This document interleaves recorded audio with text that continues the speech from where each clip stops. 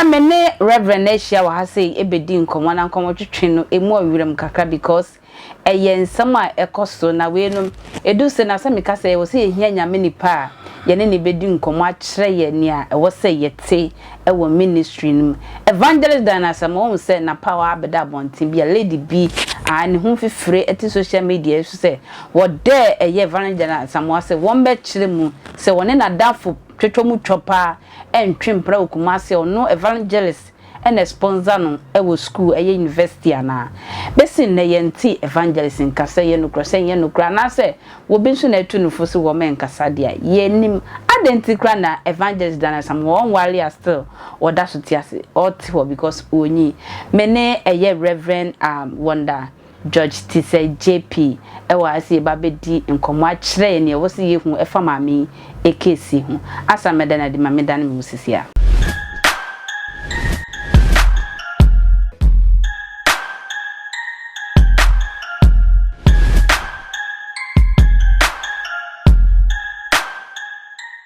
Beda se wo tweme me wo Reverend Wonder Tete Kissei JP ewa se fa kwaba ya me there o fe fine this afternoon o fe fine wa papa ho ayefe too much o hwe apostolic chain ye da no komu enne o tun se fi ha yanka se ye didi dada ye didi ame dada ye papa kwaba ya me there papa se o hwe video no hu ni a nkrofo keka wo social media about evangelist Daiana Asamoah o hwe ma me na ni fie kwa ni papa de bia no wo betra social media no so se menwale ye menwale menye virgin otunu se obi fa nyame adwuma de to no ho so a otumi ka se media wale de menwale bia na a ebeboa no ne de kan ma menchia ahwefo na menchia Restore Mandate Global Ministry for ina any all friends in the media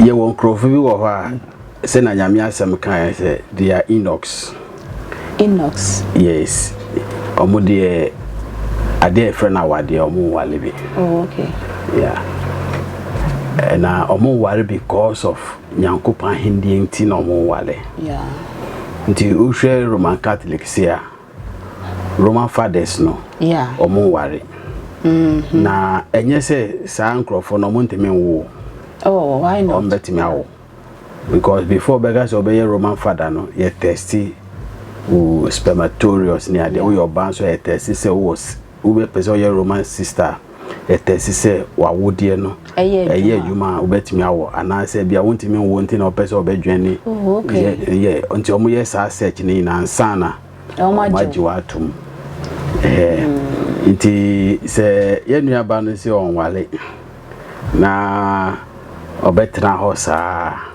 akenya de bonimom na mo ba ne ye titi se sanete dia ne emu yerem ya ebi enunti obi wa ebi enunti eno aka se onwale enunti se ebi onya oni oye lesbian okay so onen man disagronity yeah you okay with that eno obi nso ebi na oye your friend say otwetwe ne ho no ankasa sa hwehwe ne ho ne ade ye nti ye won krofo bi wo hosa eno nti beman hu nyom akono eno ba nso hu nyom akono because minimobia is almost about 70 years there about now on year bema okay but maybe we copy ni so now otwetwe ne bema okay what for the rest of his life on wale obi wo ha because of enonti masturbation on person obeware ba enu aba case die say yam papa say bibi sadia and I think say she will need proper deliverance from men of God. Men of God do function on for mu yehwe or Ghana. Won't say they are women of God that bet me about deliverance. But all this deliverance, you know, with all this prayer, now I can say deliverance. If the person is not totally repented, nah, ain't me nyejuma. Or one guy say, I used to why not me say, I deal with my jamming review. Okay. Say yes, Sadia. And Pai Bobby and Nihoana was Rabbi and you eventually good to so bejai. Be any ho. Eventually did not call rehabilitation or best uncle yebium. Yeah. Because I say I dream no on one cassa shall see a chin who free sanya mano. Wow. Because in Nipana seminar can say on one downfall. On one downfall. In this case, you know, she has a Daiana Asamoah fine case. Fine case. Fine one. Say and Tisa. Scientists are fine case. Obetumi na court cry. Your friend defamation of character. Wow. There's a good who fin. Wow. Until no a bit more about maybe I say the 200 council, say 2,000 council. Until you be boka. Until with that, you know, as I'm walking about me from I Bilonia. Yeah. Because so good who fin. Ni onye ye no di tunu so yeah. Because so be the sad too so and one say the video is there as an evidence. Yeah. We have a video no. Yeah. With the common lawyers. Yeah. Now ya sue sa nipa no court. On be chere baby or who say oni nipa no yes adie no. Ba say nua ba na mba ota. Bia obi atulufo say manan kasa. Say on kasa there then action that she's supposed to take ni say on taking that action so on the nipa no be court. Na be fa evidence say me say yeah. And this one to me anko yes adie no Asamoah yes adie no within this short possible time now then everybody will believe say what the lady is saying is true. It's very true. So for her to protect her name and image, you know, that is the step she's supposed to take.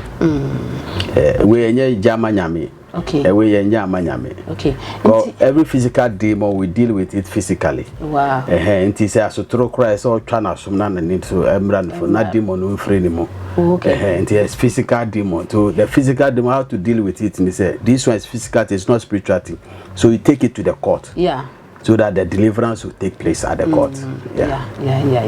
Papa o kasa no ka bibi fa Roman Catholic for asofo no na ona me depa nti omo check wo mos bibia say yeah wo atinkan so ma for wana say wunni atinkan so ma for o atinkan and so ma for why yeah because of ebia only atinkan or ni almost ni be ma enye djuma enti na ne wa wedi so for there it means you are hiding behind a curtain.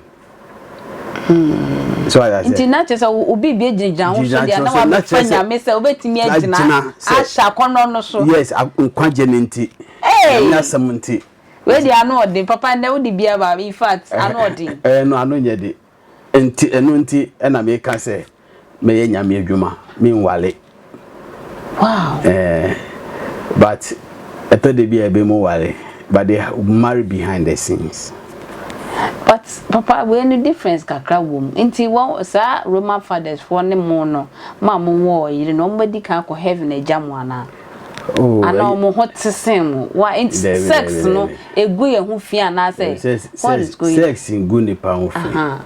When you so married. So why are they running from it? No, so be what I can say some people are running out of responsibility some way. And they won't crop so omo pen masem.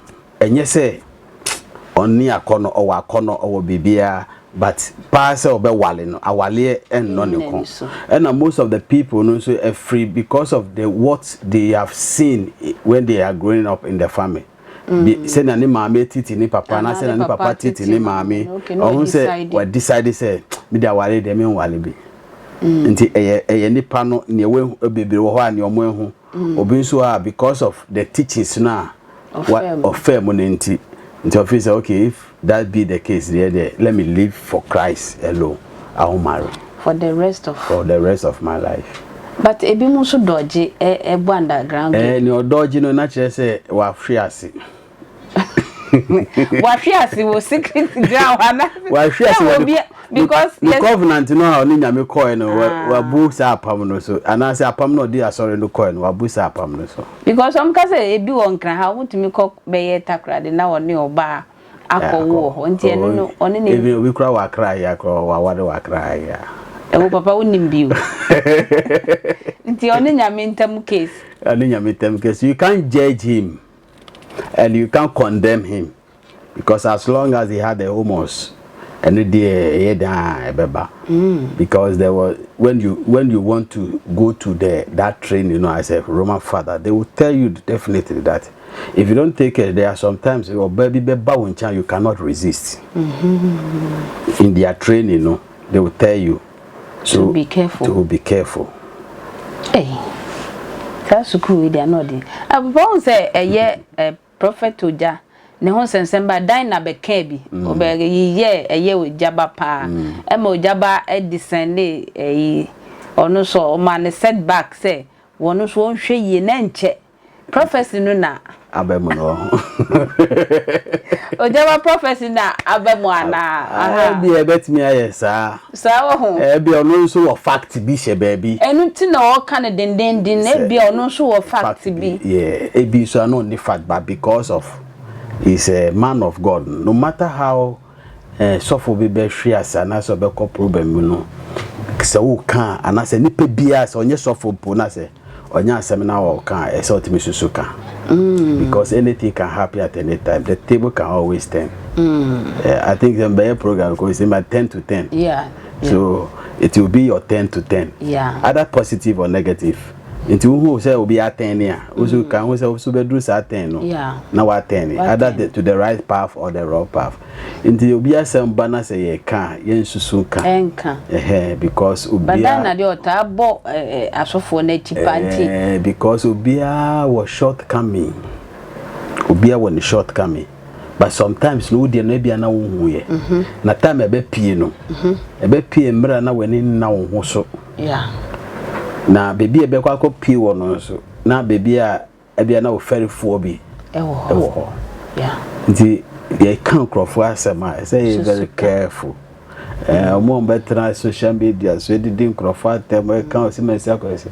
Share if you have not reached that level. Now was here you see say the nipa no was ro no onye niye but when you get there you will understand the reason why. Until sometimes they be American say bibia just put yourself in the person's shoe. Yeah. Because udni masem no mfiti ase na usu asem no won finfin na o de to obekọ bebi no wa say wakopim. Wow. What was the beginning of this year nankasa no? It's all about asofo ye ka ye ba betu aba asofo ehihye nkom asofo wa ye obunsam na asoro omuso na mo na mo nye modwuma. Oh, obunsam sorry free bia so. Okay. Most of the things, you know, is the mindset. You know, crying pan or the idea, no. And that's all they can't say, no. One say, a to the bina nipedrum pempen so not do level be officer has already arrived. Yeah. Into beyond to me, no. And I said, 2 minutes, a quenya no or one, or no man can say they're born in the day in a manner. But we don't command respect. We don't command respect. Wow. But when you give respect to people, people will respect you. So respect is reciprocal. Idea with the mark like it were or no subebo. The one move be a move. So you don't force people to respect you, to regard you in your office. Say be a chinchina me your name minute, what you say, miname president, miname MP, miname assemblyman or area and TSM boomy. No. Me and me so for say mobile so obi ankoto obi for boma. No, it is your attitude will attract that respect. Yes. It is our ni ye no awo ye no amobi amoa ubeka se nipa no moa de na mo ni ye no. Yeah. E na be twe nipa no ama nipa no de obu aye de ama. Wow. So the problem is not say the devil. But we are the devil ourselves. But let's go back to Daiana Asamoah. Most of interview or granting in a yibisa no say, meanwhile, me virgin. e brand me wale wo okeka kan sem bisa wo wale na wo ye virgin die na te say o si won ye virgin but wo wale why e dey ntina o kasa na te say so obi si me wale na me nye virgin na kire say ada say waye sex before aso be hu Kristo aso no be hu Kristo. Oh, okay. Hey, Papa has. Yes. I thought back in my minute back. Oh, the baby send me back in. And sana oba Kristo no. Na what tasty bida. Taste of sin. Yes. And I bet me aba say e be obeye Kristo den no so. Otimefiasi, e bet me esi. Nti say wutina say onye virgin. Enye so obeye Kristo den no aye virgin. Okay. Obi a yawo no ebe pem say to that age no na so far be ma da sa ne pa ne friend virgin. Okay. But obi a wa try sa wa kana no be ba ko bi na bi o ma be born again o si be a virgin. Unka virgins no. We bubu. As long as you have tasted it before, you have intercourse before, no, you are not a virgin. Okay.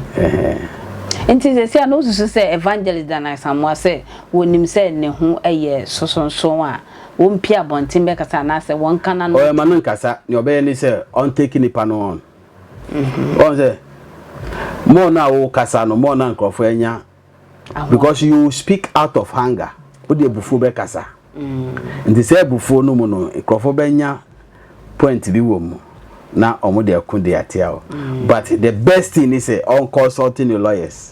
Now any legal action BSS or take it be on take. So me say what the lady is saying is false. Then she should take a legal action. Man on my social media. Or the lady no court her. Lady Nangas ever back to the social media to report. Okay. So what I say. Okay. Say asemna me kai Daiana Asamoah de me court. Yeah. Oh yeah. The audience have say lady no another evidence be. She's going to show the evidence at the court. Oh, okay. Okay. It is Asamoah kasa say idea. Any amount for better good so. Because what tigun crofo so. Ti crofo better. On better events and can na good so. Mene a reverend one that is said tete JP ene trase edim komwe o se evangelist Daiana Asamoah unim se won ho totro pa ne lady ken a ho so a misro fa ne kokot na lady no emeyi na no ewo ho nti emekasa ewo social media ma me ko papa yo final year o de ma Daiana na ye ntwa so and the mega chairman nua ba ne say in this life no everybody needs somebody to survive. Wow. Obia no watimi ayeye nti wo se woni abi ahwa say we suffer say we onye suffer. What you have to do is to pray for the person because we nim na see a man no nipa no cause ati bia no. Okay. Because pastors have problem pa but they can't tell their problem. Yeah, problems no. Because suffer bi wo ha bia no ni yiri wo fi kura na yiri mane ne nda. Yeah. Ebi kura ne yire nu adwane kura omanu ne ebe sunu. Oh, obi wo ha. Yeah, ebi wo ha nyama odwini ho no edoso. Nti ebi a obi ba ne nchen na nipa no ye fine. Na nipa no de ne di nkomo na se na nigia ebi a one day na nipa na invite us so for umbe sra me wo fi na ma ye bibi kakra na se obenya ni sesia nti ebi a so for no say okay ene ma me nko sra sister ya nti ebi a call sister yi ho na ye gu super pebi bon ade no na sister no di ye no na so for no di ye na je say ye di wa nti se so for bi ahwe ase a ana se so for bi hu ba ase ma mesre Yesusuka because nipa no a oda ne gem no nim se na gya no hwehwe misifa because ye ne say so for nteme ware mienu nti eno nti e man bebre capitalize on that one and omudi torment omukronom asofo no because at the end of the day so we are so for upon our train plan. We are so for now but the problem is not about the software, it's about the wife. Most. Or about the husband. Or Bema ni yiri sofo. Oh. There's a case be Madam Fobi or a sofo bapa. You couldn't see on Jai sofo de nom ombra no cobrunsa. And I say be and the uncle cobrunsa. Oh. Until almost about 5 years now, getting to 6 years. Wow. Oh, wale. Bema ni de wa 2 de oba be kura kotra baby. Wow. Wow. Until sometimes a fee problem na one pano fee no. We say oh ni yiri hu ye fe o na ni hu ye fe no akofo. The enye ni yiri na hu ye fe no, but there is something going on secretly on to me be gina public enka. Unless you are in the person's shoe. I just say we do na question the shoe na so for say na so for no brepa o. Omo ben no e no mo nemi ni okom. Okay. E na bebere nso omo nka omo asem. Yeah. Nti odwuni wa kodu baby na se onya baby obenya benya fresh mind ultimately adwuni yi no a one obekwa akodwuni yi. Oh, me can say but that pushes men to go to that way. This e be ma bia ware me Sunday and night. It's not anything because he want peace of mind. Why are you sure? Yeah. We just say you honam dena ne mom a peace of mind. Baby, peace of mind. Na peace of mind na why you first anko second anko na third that still na ukoso. The itia nipa bebreye ni sa no. When there is a competition the man will have a peace of mind. Oh, that one there, Papa, don't buy that. We talk about that one later because of my share and crofobia or my worry 3 4. Apart from say ABR or pet mass mono. For worry a ma 3 4. Well, indeed, we be man no problem no akwa. We be man no problem no akwa. We have do bia so any fear or to me that my dear chi. Wow. Yeah. Indeed, me aba take her on Dana. But madam say obema aban ensa kano. Say entisa but say tisa dia mesre say repent na adwe sachara. Na ya body foforo. Enyame nka wo ho. Yama me Daiana de enim so ya body foforo dada na enim ni asisi a aba bebo mi ti say Ghana for say ya asofo ni nyina tumfuturu aguye ni because ma ya jumudi bebre na mo ho nsam apiepie apapa se fa ne kokot se wonim se wonsa ho fitadia fa ne kokot na kodi wa asam o me ne me papa ne trans de nkomo twetwe ni rem makra